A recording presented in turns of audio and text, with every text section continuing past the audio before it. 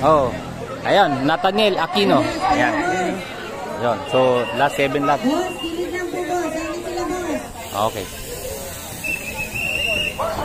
Ayan. Okay, so ito yung second group, no? Nakasama si Tatay Toknoy dito. Ayan. Ito si Toknoy. Last 7 laps. So, last 7 laps.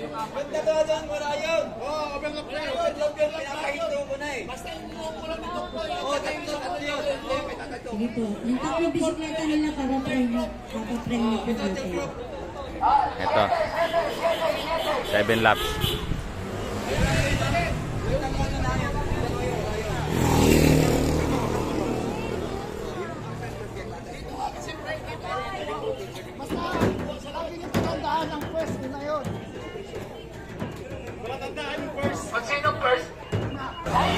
Okay, ito. Di Nathaniel Aquino, breakaway. So, pumangalawa dito si Tatay Toknoy. Tatlo sila. Ito. Ade, ito nandito ang grupo ni Tatay Toks, ano? Boss, sabi na kayong dalawa, boss. Ayan. Overlap na pala.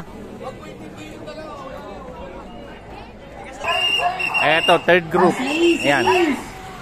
Third group. Last 6 laps. Sir, kabilang po Ang daming ano dito, dami nang nanood dito.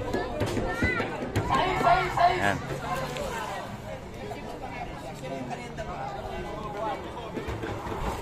Ayan. Malapit na to mga kakida. Pagbalik ni Nathaniel Aquino dito, 5. And then, yun na. Ito, Nathaniel Aquino. Ito pa yung breakaway, solo.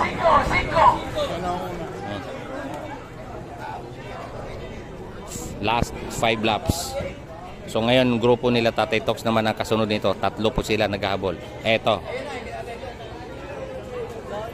Boss, gilid lang po. Hanggang sila sa likod mo, boss. Oy, overlap! Oy, overlap!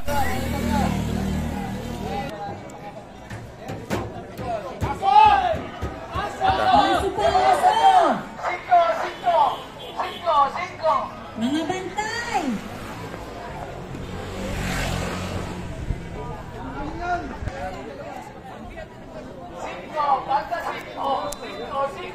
Last 5 laps. Eto, last 4 laps na to. Yan. Si Nathaniel Aquino, no, siya po yung ating Beast Young Rider nung 2023 Battle of the Champion. Yun, siya po yung Beast Young Rider natin. So, dito medyo maganda ang pagka-train niya kay si bata ni Tatay Toks yun eh, si Nathaniel Aquino. Ayan na. Ayan. Okay. So, ayan. Si Tatay Toknoy naman, siya po ay naging pro minsan.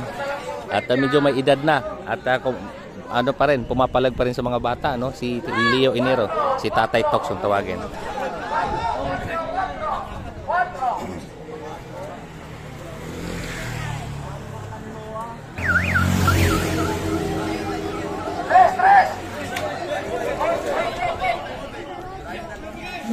Boss, wag po mag-aabot ng tubig, boss. Konti na lang naman po yan, boss. Kaya yan. Sige, ingat. Ito yung grupo ni Toknoy, oh. Oh.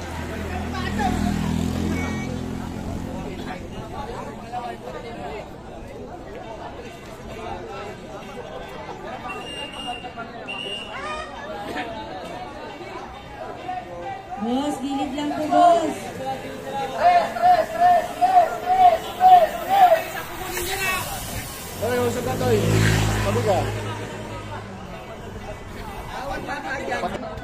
So ito yung grupo ni Tatay Toks, ano? Last 2 laps.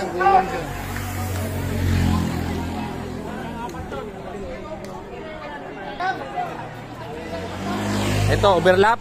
Overlap, oh. Hoy, overlap! Tigas ang ulo to, mga to. Okay, pagbalik dito ni Nathaniel, siya po yung last lap. Ayan na. Okay. So, ito po yung last lap.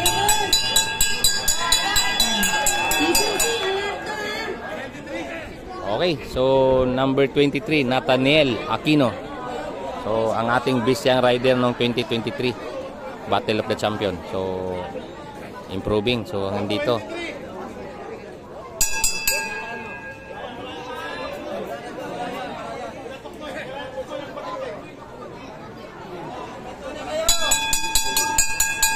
Ito, second group. Grupo ni Tatay Toknoy. Ayan.